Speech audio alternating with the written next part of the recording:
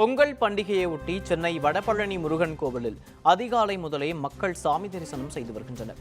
தமிழர் திருநாளாம் பொங்கல் பண்டிகை இன்று தமிழ் மக்களால் வெகு விமரிசையாக சிறப்பாக கொண்டாடப்பட்டு வருகிறது. தமிழ்நாடு முழுவதும் உள்ள பல்வேறு கோவில்களில் சிறப்பு பூஜைகளும் செய்யப்பட்டன. அதிகாலையிலேயே வீட்டில் பொங்கல் வைத்து கொண்டாடிய மக்கள் கோவில்களுக்கு சென்றும் வழிபட்டு வருகின்றனர்.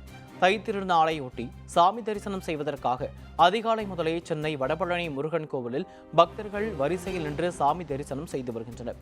இது தொடர்பாக எமது செய்தியாளர் மதுமிதா தரும் கூடுதல் தகவல்களை தற்போது பார்க்கலாம். தமிழர் திருநாளாம் தைப்பொங்கல் தமிழகம் முழுவதும் வெகு விமர்சையாக கொண்டாடப்பட்டு வருகிறது. தமிழ்நாட்டு பண்பாட்டு வரலாற்றில் தைப்பொங்கலுக்கென்று தனி இடமே உண்டு.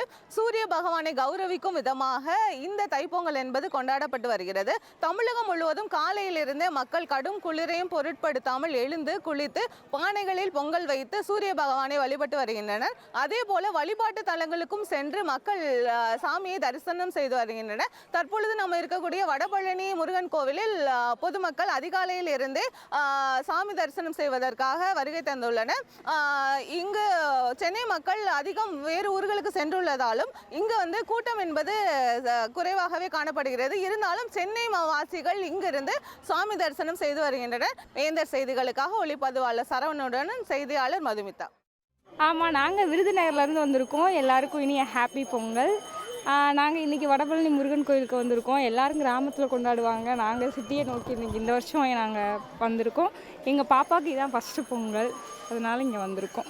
இன்றைக்கி கூட்டம் ரொம்ப இல்லை. ஹாஃப் அன் ஹவர்லேயே சாமியை பார்த்துட்டோம்.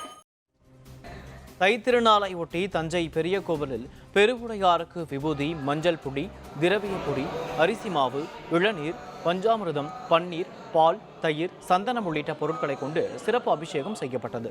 மேலும் மலர்களால் அலங்காரம் செய்யப்பட்டு மகா தீபாராதனையும் காண்பிக்கப்பட்டது. பொதுமக்கள் புத்தாடை உடுத்தி குடும்பத்துடன் வந்து வரிசையில் நின்று பெருவுடையாரை வழிபட்டு சென்றனர்.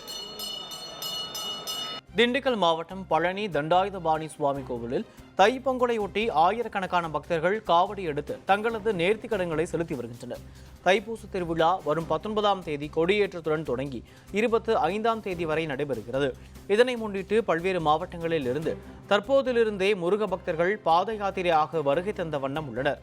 இதனால் பக்தர்கள் சுமார் 5 மணி நேரம் வரிசையில் காத்திருந்து சுவாமி தரிசனம் செய்து வருகின்றனர்.